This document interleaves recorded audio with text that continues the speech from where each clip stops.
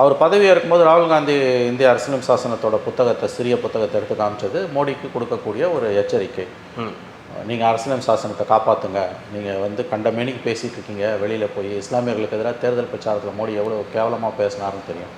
சொந்த நாட்டு மக்களுக்கு எதிராக பேசினார், ஒடிசாவில் போய் தமிழர்களுக்கு எதிராக பேசினார். தேர்தலில் வெற்றி பெறுவதற்காக எந்த அளவுக்கு கீழ்த்தரமாக போக முடியுமோ அந்த அளவுக்கு மோடி போனார். அதனால தான் அரசியலமைப்பு சாசனத்தை அவருக்கு எடுத்து காமிச்சு நேற்று எல்லா உறுப்பினர்களுமே அந்த குட்டி புஸ்தகத்தோடு தான் போயிருக்காங்க. ஆனால் இந்த கவர்மெண்ட் திருந்திருக்குன்ற எண்ணம் எனக்கு இல்லை. 6 மாதம் எதனால் அப்படி சொல்கிறீங்க சார்? திருந்த மோடியோட இயல்பு அறிஞ்சவங்களுக்கு தெரியும். நேற்று கூட அவர் வந்து ஆணவமாக தானே பேசுகிறார். 143 எம்பிஸை வெளியில் தூக்கி போட்டுட்டு குற்றவியல் சட்டங்கள் 6 மாதம் நிறைவேற்றுறாங்க. அதே அணுகுமுறை தான் இப்பயும் தொடருது. ஜனநாயக போர்வையில் சர்வாதிகாரத்தை மெல்ல மெல்ல இந்தியாவுக்குள் காலூன்ற வைத்துக் கொண்டிருக்கிறார். அதனால் மோடியின் கடந்த 23 ஆண்டு கால அரசியல் பயணத்தை காய்தல் உவர்த்தல் இல்லாமல், வெறுப்பு இல்லாமல், சொந்த மதமாச்சரியங்களை ஒதுக்கி வைத்து விட்டு அறிவின் பார்க்கொண்டு பார்ப்பவர்களுக்கு நான் சொல்வது உண்மை என்பது நன்றாக புரியும். எல்லாரையும் தூக்கி வெளியில் போடுறதுனா போடலாம், ஆனால் வெளியில் போராட்டம் வெடிக்கும். தேசிய அளவில் சர்வதேச அளவில் மோடிக்கு கெட்ட பேரை கொண்டு வரும். ஆதரிக்கக்கூடிய தெலுங்கு தேசம் நிதிஷ்குமார்லாம் மோடிக்கிட்ட என்ன தான் அடிமையாக இருந்தாலும் தொடர்ந்து எதிர்கட்சிகளை தூக்கி வெளியில் போடுறாங்கன்னா அவங்க எதிர்ப்பு தெரிவிக்க ஆரம்பித்தா அது மோடிக்கு அசிங்கமாகிடும். வெளியில் வந்த பிறகு தான் அவர் விடுதலை ஆனார் என்று நான் சொல்ல முடியும். கடைசி நிமிஷம் வரைக்கும் மோடி கவர்மெண்ட்டு கெஜ்ரிவாலோட விடுதலை எவ்வளோ தூரம் கெடுத்து சின்னாமினமாக்க முடியுமோ அந்த அளவுக்கு எடுத்து கொண்டிருக்கிறது என்பதுதான் வருத்தப்பட வேண்டிய உண்மை. சரியாக ஒரு ஆன்சர் ஒரு கொஸ்டினுக்கு எழுதிட்டு ஏ கொஸ்டின் சரியான ஆன்சர் எழுதிட்டு 5 மார்க் வாங்கினா, பி கொஸ்டினுக்கு தப்பாக எழுதிட்டிங்கன்னா முதல்ல வாங்கின 5 மார்க் போயிடுனா அது என்ன யோகித்தனம்? உலகத்தில் எந்த நாட்டிலுமே இந்த நெகட்டிவ் மார்க் கிடையாது. இது எதுலேருந்து வருதுன்னா RSS பிஜேபிக்கு உயர்கல்வியில் விருப்பம் இல்லை. பெரும்பாலானவங்க படிக்கக்கூடாது. இப்போதை எவ்வளவு தூரம் கெடுக்க முடியுமோ அதுதான் மோடி அரசாங்கத்தோட முதல் இலக்கு. புதிய கல்விக் கொள்கைன்றது அதுதானே. 3ஆம் கிளாஸில் காமன் எக்ஸாம், 5ஆம் கிளாஸில் போர்டு எக்ஸாம், 8ஆம் கிளாஸில் போர்டு எக்ஸாம், 11ஆம் கிளாஸில் போர்டு எக்ஸாம்னா வடிகட்டி கீழே அனுப்புறது. எல்லாம் குலத்தொழிலுக்கு போங்க. வண்ணா புள்ள வண்ணான் ஆகணும், ஆச்சாரி புள்ள ஆச்சாரி ஆகணும், டெய்லர் பையன் டெய்லர் ஆகணும். இப்படி தான் அவங்களோட இது.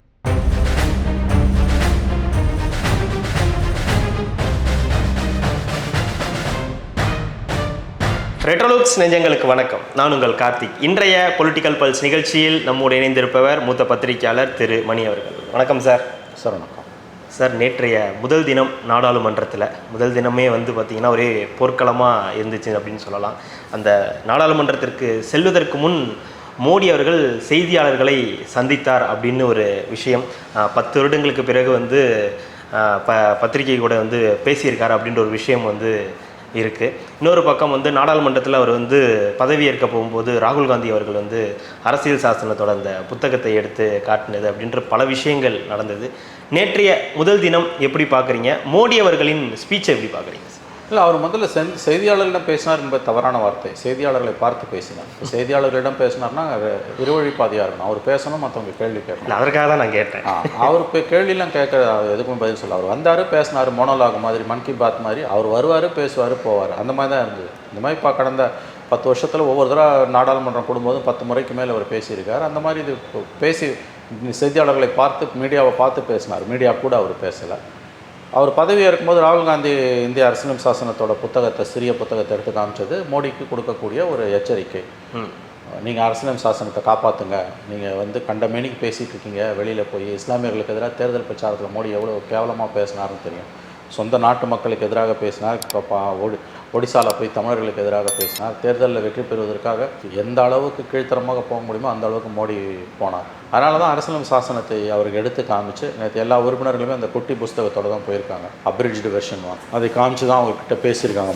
மோடியை பார்த்து ராகுல் காந்தி தூக்கி அந்த இதை காமிச்சாரா கான்ஸ்டியூஷன். ஆமாம், அது மோடி கொடுக்குற ஒரு எச்சரிக்கை. ஒழுங்காக இருங்க, நீ ஒன்றும் மகாராஜா கிடையாது, மன்னர் கிடையாது, மக்கள் பிரதிநிதிதான்றதை எடுத்துரைக்கக்கூடிய ஒரு செய்கை அது. பட் மோடி திருந்து வரான்னா அதுக்கு வாய்ப்பு ரொம்ப குறையும். இல்லை, இன்னொரு பக்கம் சார், இந்த 3வது முறை அப்படின்ற ஒரு விஷயத்தை சொல்லிட்டு போனார்.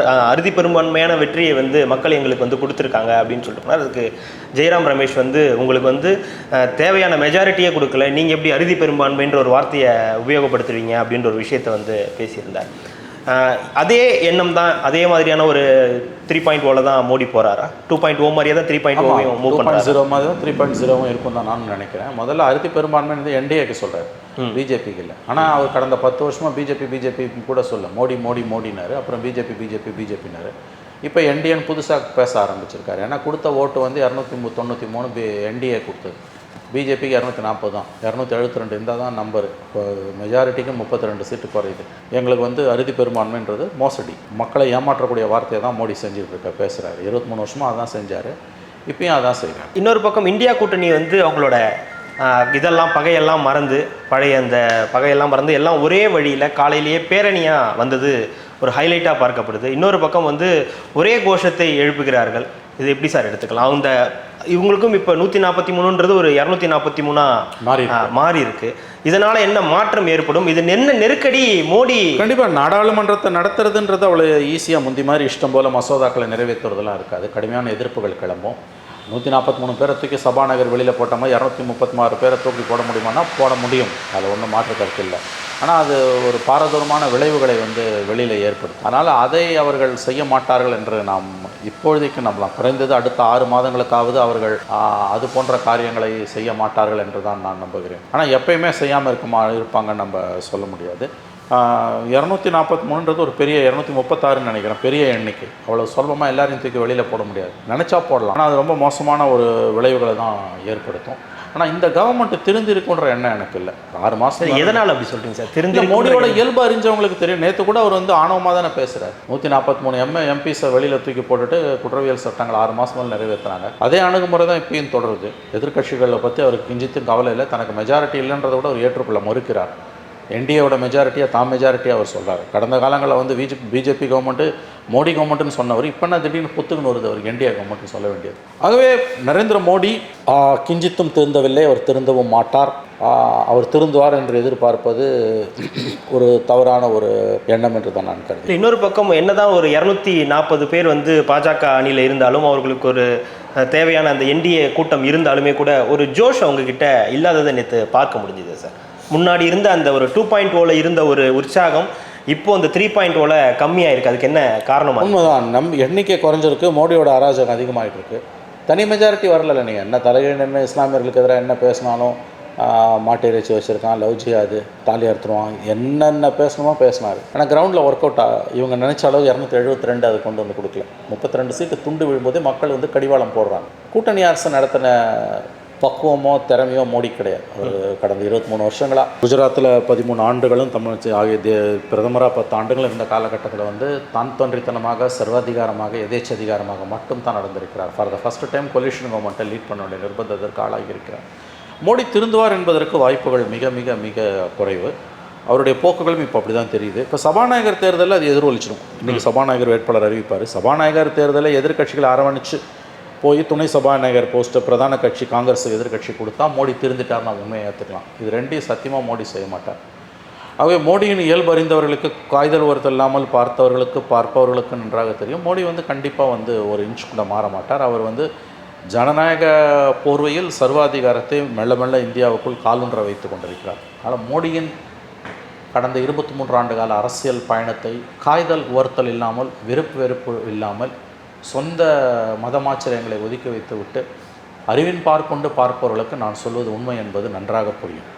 இல்லை, இன்னொரு பக்கம் வந்து இந்த நீட் போன்ற முறைகேடுகள் முதல்லையே வந்து இப்போ ஆரம்பிச்சிருக்கு. இந்த நாடாளுமன்ற கூட்டத்தொடரில் அந்த கல்வித்துறை அமைச்சர் பதவியேற்க போகும்போதே வந்து பதவி விலகணும்னு போன்ற பல கோஷங்கள் எழுப்பப்பட்டது. இந்தியா கூட்டணியோட அந்த நம்பர்ஸ் இன்க்ரீஸ் ஆனதில் என்னென்ன ப்ளஸ் அவங்களுக்கு இருக்குது சார்? ஆமாம், நிச்சயமாக இப்போ மசோதாக்களை நிறைவேற்றுறதை பொறுத்த வரைக்கும் அவ்வளோ சுலபமாக நிறைவேற்ற முடியாது. கடுமையான போராட்டங்கள் வெடிக்கும். எல்லாரையும் தூக்கி வெளியில் போடுறதுனா போடலாம், ஆனால் வெளியில் போராட்டம் வெடிக்கும். தேசிய அளவில் சர்வதேச அளவில் மோடிக்கு கெட்ட பேரை கொண்டு வரும். ஆதரிக்கக்கூடிய தெலுங்கு தேசம், நிதிஷ்குமார்லாம் மோடிக்கிட்ட என்ன தான் அடிமையாக இருந்தாலும் தொடர்ந்து எதிர்க்கட்சிகளை தூக்கி வெளியில் போடுறாங்கன்னா அவங்க எதிர்ப்பு தெரிவிக்க ஆரம்பித்தா அது மோடிக்கு அசிங்கமாகிடும். அதனால் இந்த 100க்கும் மேற்பட்ட காங்கிரஸ் உறுப்பினர்கள் 234-33 இந்தியா கூட்டணி உறுப்பினர்களை பார்த்து பிஜேபி நடுங்குவது என்பது உண்மை. அவங்க கடந்த காலங்கள் செய்தது போல் புல்டோஸ் பண்ணிவிட்டு எந்த மசோதாவையும் இனிமேல் நிறைவேற்ற முடியாது. இல்லை, ஒரு 143 பேரை வெளியே தூக்கி போட முடியும்னா ப்ளஸ் 100 வெளியே தூக்கி போட முடியாதா? போட முடியுன்ற நான் அது முடியாதுன்னு சொல்ல. அதனால தான் சொன்னேன், டெக்னிக்கலி லாஜிக்கலி அது பாசிபிள். 143 பேரை தூக்கி போட்டவங்க 240 கண்டிப்பாக தூக்கி போடுவாங்க. ஆனால் நான் கணிக்கிறது என்னென்னா முதல்ல 6 மாதம் இருக்காது. 6 மாதம் பொறுத்து இன்னும் கொஞ்சம் கன்சல்டேட் பண்ணிட்ட பிறகு மோடி இந்த 243 தூக்கி வெளில போட தான் போகிறார். நீங்கள் பார்க்க தான் போகிறீங்க. சபாநாயகர் தேர்தலில் வந்து நீங்கள் சொன்ன மாதிரி எதிர்க்கட்சிகளை அரவணைத்து தான் போகணும் அப்படின்ற ஒரு இது இருந்தாலும் யார் இருப்பா அப்படின்ற ஒரு விஷயம் இருக்கா? ஏற்கனவே நம்ம பேசின காணொலியில் நீங்கள் சொன்னீங்க கண்டிப்பாக பாஜகவின் ஒருத்தர் தான் அதில் இருப்பார் அப்படின்னு சபாநாயகராக. அப்படின்னும் போது மீண்டும் வருவதற்கு யாருக்கு? ஏன்னா ஓம் பிர்லா அவர்கள் பேர் மீண்டும் அடிபடுது, இன்னொரு பக்கம் புரந்தேஸ்வரி அவர்களுடைய பேரும் அடிபடுது. யாராக இருக்க வாய்ப்பு இருக்குது? இல்லை, அது ஜோசியம் சொல்ல முடியாது. இப்போ நம்ம காலையில் 25ஆம் தேதி காலையில் பேசிட்டு இருக்கோம், சாயங்காலம் மோடி அனௌன்ஸ் பண்ண போகிறாரு இப்போ ஸ்பீக்கர் கேண்டிடேட் யாரும். நாளைக்கு ஸ்பீக்கர் எலெக்ஷன் இருக்குது. இது வரைக்கும் ஸ்பீக்கர் எலெக்ஷனு 17 லோக்சபாவில் சுதந்திரத்துக்கு பிறகு நடந்ததில்லை. கன்சென்சஸாக தான் இப்போ ஒருமித்த கருத்தின் அடிப்படையில் தான் தேர்ந்தெடுக்கப்பட்டார். அநேகமாக முதன் முறையாக இப்போ ஸ்பீக்கர் எலெக்ஷன் இருக்கும். ஏன் நம்ம ஸ்பீக்கருக்கு எலெக்ஷன் வைக்கலன்னா, அந்த உயர்ந்த பதவிக்கு தேர்தல் வச்சு ஒருத்தன் தோற்று ஒருத்தன் ஜெயிச்சா ஒரு தரப்பினருக்கு மதமாச்சரியங்கள், மன வருத்தம் இருக்கும். அது வரக்கூடாதுன்றதுக்கு தான் எலெக்ஷன் இல்லாமல் நம்ம கொண்டு போனோம். பட் அது இன்றைக்கி பெரும் சோதனைக்கு உள்ளாகி இருக்கிறது. ஸோ ஒருமித்த கருத்தின் அடிப்படையில் இனிமேல் பிரச்சனைகளுக்கு தீர்வு காண வேண்டும் என்பது யதார்த்தமாக இருந்தாலும் மோடி அதை ஒப்புக்கொள்ள மாட்டார், தான் தோன்றித்தனமாகத்தான் நடப்பார் என்பதற்கான அறிகுறிகளே அதிகமாக தென்படுகிறது. இன்னொரு பக்கம் டெல்லி முதல்வர் அரவிந்த் கெஜ்ரிவால் அவர்களுடைய அந்த ஜாமீன் மனு மீண்டும் இடைக்கால தடை கொடுக்கப்பட்டது. என்ன காரணத்திற்காக இடைக்கால தடை கொடுக்கப்பட்டது? அமலாக்கத்துறை எங்களோட வாதங்களை கீழ்கோர்ட்டு சரியாக கவனிக்கல, அதனால் விடுதலை பண்ணுறதை தடை விதிக்கணும்னா டெல்லி ஹைகோர்ட் தடை விதிச்சது. அப்புறம் சுப்ரீம் கோர்ட்டுக்கு போனாங்க. சுப்ரீம் கோர்ட்டு 26 ஒத்தி வச்சுருக்காங்க. இதுக்கு நடுப்புற இன்றைக்கு மதியானம் 25ஆம் தேதி மதியானம் தீர்ப்பு டெல்லி ஹைகோர்ட்டில் அந்த ஸ்டே என்ஃபோர்ஸ்மெண்ட் டைரக்டரேட் ஸ்டே கொடுக்கலாமா வேணாமான்றதை பற்றி அவன் முடிவு சொல்ல போனால் இடியாப்ப சிக்கலாக மாறிட்டு இருக்குது. அவர் வெளியில் வந்த பிறகு தான் அவர் விடுதலை ஆனார் என்று நான் சொல்ல முடியும். கடைசி நிமிஷம் வரைக்கும் மோடி கவர்மெண்ட்டு கெஜ்ரிவாலோட விடுதலை எவ்வளோ தூரம் கெடுத்து சின்னாமினமாக்க முடியுமோ அந்த அளவுக்கு எடுத்து கொண்டிருக்கிறது என்பதுதான் வருத்தப்பட வேண்டிய உண்மை. இல்லை, அவருடைய அந்த ஜாமீன் அப்படின்றது எந்த அளவுக்கு முக்கியத்துவம் வாய்ந்ததாக பார்க்கப்படுது சார்? இல்லை, அது ஒரு எதிர்க்கட்சி முதலமைச்சர் கைது செய்யப்பட்டு சிறையில் அடைக்கப்பட்டவர் விடுதலை ஆவது என்பது ஜனநாயகத்தை கிடைத்த வெற்றியாகத்தான் பார்க்கப்படும். அது 233 எம்பிஸ் ஜெயித்த பிறகு ஆம் ஆத்மி பெரிய அளவில் ஜெயிக்காட்டியும் அவங்களும் ஒரு எதிர்க்கட்சி தலைவர் என்கின்ற முறையில் கெஜ்ரிவாலோட வெற்றி ஜனநாயக சக்திகளுக்கு கிடைத்த வெற்றியாகத்தான் பார்க்கப்படும். இல்லை, இன்னொரு பக்கம் இடி போன்ற விஷயங்கள்லாம் மோடியோட 2.0 அவங்களோட கைக்கூலியாக இருந்தாங்கன்ற போன்ற பல கருத்துக்கள் இருந்துச்சு. இன்னமும் அது நடைமுறையில் இருக்கா? அப்படித்தான் இருக்கும், நிச்சயம் அப்படித்தான் இருக்கும். ஆனால் மெஜாரிட்டி இல்லை இல்லையா? இல்லைங்க, இப்போ என்டிஏக்கு மெஜாரிட்டி இருக்குது, பிஜேபிக்கு தான் மெஜாரிட்டி இல்லை. இப்போ சபாநாயகர் தேர்தலில் தெரிஞ்சிடும் எதிர்க்கட்சிகள் கேண்டிடேட் நிறுத்தும்போது பிஜேபி கேண்டிடேட்டுக்கு எவ்வளோ ஓட்டு விழுதுன்றது. அது தவிர கான்ஃபரன்ஸ் மோஷன் மூவ் பண்ணிங்கன்னா 6 மாதத்துக்கு ஒருத்தர் மறுபடியும் மூவ் பண்ண முடியாது. மோடி அரசுக்கு எந்த ஆபத்தும் இல்லை, எழுதி வச்சுக்கோங்க. இப்போதைக்கு நான் சொல்கிறேன், இப்போதைக்கு மோடி அரசுக்கு எந்த ஆபத்தும் இல்லை. அவர் ஆதரிக்கக்கூடிய 3 கட்சிகள் சாலிடாக அவர் பின்னால் இருக்காங்க. நிதிஷ்குமாரோட 12, சந்திரபாபு நாயுடோட 16, 28, சிராக் பாஸ்வானோட 5, எவ்வளோ 12, 16, 28, 31. அவங்களோட 240 + 31 271. மிச்சபடி சிவசேனா உடஞ்சது இருக்குது, இண்டிபெண்ட் இருக்காங்க. ஸோ அதனால் கவர்மெண்ட்டுக்கு ஆபத்து எதுவும் இல்லை. பட் ஜனநாயகம் எங்கே போகுதுன்றது தான் கேள்வி. இன்னொரு பக்கம் சார், நீட் முறைகேடுகள் அப்படின்றது தொடர்ந்து நடந்துக்கிட்டு தான் இருக்குது. நம்ம தமிழ்நாட்டில் நீட் பேன் அப்படின்ற ஒரு விஷயம் நம்ம தொடர்ந்து பேசிக்கிட்டு தான் இருக்கோம். இப்போ அது வட மாநிலங்கள்லேயும் போயிருக்கு. ஆனால் பேன் அப்படின்றத தாண்டி அவங்க இந்த எக்ஸாம்ஸுக்கான ஒரு அகைன்ஸ்டாக பேசிக்கிட்டு இருக்காங்க அப்படின்ற ஒரு விஷயம் நடந்துகிட்டு இருக்கு. அந்த நீட்டில் நடந்த இந்த ஸ்கேம், நீட்டுக்கு எதிராக நடந்த அந்த விஷயங்கள் எப்படி பார்க்குறீங்க? இல்லைங்க, இப்போ தமிழ்நாடு ஒலித்த குரல் தேசிய அளவில் இன்றைக்கி ஒலிக்க ஆரம்பிச்சிருக்கு. மகாராஷ்டிரா கேட்குது, பீகார் கேட்குது, வெஸ்ட் பெங்காலில் மமதா பானர்ஜி கேட்டிருக்காங்க. நீட் என்பது அடிப்படையில் மனித உரிமைகளுக்கும் சமூக நீதிகளுக்கும் எதிரானது என்பது தான் பரவலாக இருக்கக்கூடிய கருத்து. நிச்சயம் நீட் ஒழிக்கப்பட வேண்டும் என்பதுதான் என்னுடைய கருத்தும். கண்டிப்பாக நீட் அனுமதிக்க முடியாது. ஏன்னா உயர்கல்வி என்பதில் மாநிலங்களுக்கு பெரிய பங்கு இருக்குது. நீங்கள் தேசிய அளவிலான இந்த நுழைவுத் தேர்வுகள் மாணவர்களை படிக்க விடாமல் செய்யக்கூடிய இயல்பு கொண்டவை. நீங்கள் அவங்க அந்த அந்த அந்த முறைமைக்குள்ளே போகிறவங்களுக்கு அது தெரியும். நெகட்டிவ் மார்க்குன்ற கான்செப்டே ஆபத்தானது. உங்களுக்கு சரியாக ஒரு ஆன்சர் ஒரு கொஸ்டினுக்கு எழுதிட்டு ஏ கொஸ்டின் சரியான ஆன்சர் எழுதிட்டு 5 மார்க் வாங்கினா, பி கொஸ்டினுக்கு தப்பாக எழுதிட்டிங்கன்னா முதல்ல வாங்கின 5 மார்க் போயிடுன்னு அது என்ன அயோக்கியத்தனம்? உலகத்தில் எந்த நாட்டிலுமே இந்த நெகட்டிவ் மார்க் கிடையாது. இது எதுலேருந்து வருதுன்னா, RSS பிஜேபிக்கு உயர்கல்வியில் விருப்பம் இல்லை. பெரும்பாலானவங்க படிக்கக்கூடாது, தொழில்களுக்கு போயிடும். அப்போ தான் சாதிய கட்டமைப்பை தக்க வைக்க முடியும். படிக்க வேண்டியவங்க அவர்கள் உயர்ந்த ஜாதி ஆதிக்க ஜாதியில் பிறந்தவங்க, அவங்க அமெரிக்காவில் போய் படிச்சுப்பாங்க, ஜெர்மனியில் படிச்சுப்பாங்க, ஆஸ்திரேலியாவில் படிச்சுப்பாங்க. பணம் இருக்குது அவங்கக்கிட்ட. இந்த RSSோட அந்த சித்தாந்தம் எல்லோருக்கும் கல்வி என்கின்ற அந்த கருத்துக்கு எதிர்கருத்து கொண்ட RSS மெயின் ஸ்ட்ரீம் லெவல்லேருந்து படிப்பு ஹையர் எஜுகேஷன் ஒழிக்கப்பட வேண்டியது என்ற கருத்துடைய அவர்களுக்கு இந்த நீட் போன்ற விஷயங்கள் லட்டு மாதிரி மாட்டிச்சு. இதில் சுப்ரீம் கோர்ட்டோட ரோலும் இருக்குது. படிப்பதை எவ்வளவு தூரம் கெடுக்க முடியுமோ அதுதான் மோடி அரசாங்கத்தோட முதல் இலக்கு. புதிய கல்விக் கொள்கைன்றது அதுதானே. 3ஆம் கிளாஸில் காமன் எக்ஸாம், 5ஆம் கிளாஸில் போர்டு எக்ஸாம், 8ஆம் கிளாஸில் போர்டு எக்ஸாம், 11ஆம் கிளாஸில் போர்டு எக்ஸாம்னா வடிகட்டி கீழே அனுப்புறது. எல்லாம் குலத்தொழிலுக்கு போங்க. வண்ணா புள்ள வண்ணான் ஆகணும், ஆச்சாரி புள்ள ஆச்சாரி ஆகணும். டெய்லர் பையன் டெய்லர் ஆகணும், இப்படி தான் அவங்களோட இது. யார் படிக்கணுமோ அவங்க மட்டும் படிக்கணும். அவங்க மட்டும் படிக்கணும். பிறப்பால் உயர்ந்த சாதியாக கருதப்படுபவர்கள் அவங்க மட்டும்தான் படிக்கணும், மற்றவங்க படிக்கக்கூடாதுன்றது பிஜேபி ஆர்எஸ்எஸோட ஆழ்நிலை சித்தாந்தங்களில் ஒன்று. 10 வருஷத்தில் மோடி கவர்மெண்ட் செய்த அட்டூழியங்களில் பெரிய அட்டூழியம் கல்வித்துறையை சீரழித்து சின்னாபின்னமாக்கியது. ஹையர் எஜுகேஷன் வேணான்னு ஓடுற லெவலுக்கு பண்ணிட்டாங்கல்ல, அதான் பிஜேபியோட சக்ஸஸ். இன்னொரு பக்கம் அந்த தேசிய முகமை ஆணையரும் வந்து பதவி விலகி இருக்காரு. அதோடைய பின்னணி என்னவா இருக்கு சார்? இது ஸ்கேப் கோட் மாதிரி கொடுத்துருக்காங்க, தலைக்கு மேலே போச்சு தலைப்பாகையோட போட்டோம் அப்படின்னு சொல்லிட்டு. கல்வி அமைச்சர் பிரதான் தர்மேந்திர பிரதான் ராஜினாமா செய்யணும், மோடி விளக்கம் கொடுக்கணும். ஏன்னா இஸ்ரோ விஞ்ஞானிகள் ராக்கெட் விட்டாங்கன்னா அதுக்கு முன்னால் எத்தனையோ கவர்மெண்ட் இருந்தது, அவங்கெல்லாம் இஸ்ரோ விஞ்ஞான கழக தலைவர் தோளில் தான் தட்டி கொடுத்தாங்க. இவர் நான் தான் எல்லாம் விட்டா நானே ராக்கெட் ஓட்டுவேன்னுவார் மோடி. ஸோ மோடியோட இந்த அராஜகம், மோடியோட இந்த ஆணவ போக்கு தான் வந்து இவ்வளோத்துக்கும் காரணம் நான் நினைக்கிறேன். இல்லை, இன்னொரு பக்கம் நீட் பேன் பண்ணப்படலாம்னு ஒரு செய்திகள் வருது சார். அது இப்போதைக்கு நீட் பேனுக்கு வாய்ப்பு குறைவு. ஏன்னா இந்த விஷயத்தில் வந்து சுப்ரீம் கோர்ட் ரொம்ப அடமெண்ட்டாக ப்ரோ நீட் ஸ்டாண்ட் எடுக்கிறாங்க. இன்ஃபேக்ட் நீட் முற்றிலும் ஒழிக்கப்பட வேண்டியது என்பதுதான் என்னுடைய கருத்து. ஏன்னா மாணவர் சேர்க்கை என்பது அந்தந்த மாநிலங்களோட ப்ரையாரிட்டிக்கு விட்டுருங்க. அதை நீங்கள் விடாமல் நீங்கள் வந்து பண்ணிங்கன்னா இவ்வளோ விஷயங்களும் நடக்க தான் செய்யும். மிக்க நன்றி சார். இவ்வளோ நேரம் உங்களுடைய நேரத்தை ஒதுக்கி எங்களுக்காக பல்வேறு தகவல்களை பதிந்தமைக்கு ரெட்ரோலூக்கின் சார்பாக மிக்க நன்றி. நன்றி சார். நன்றி சார்.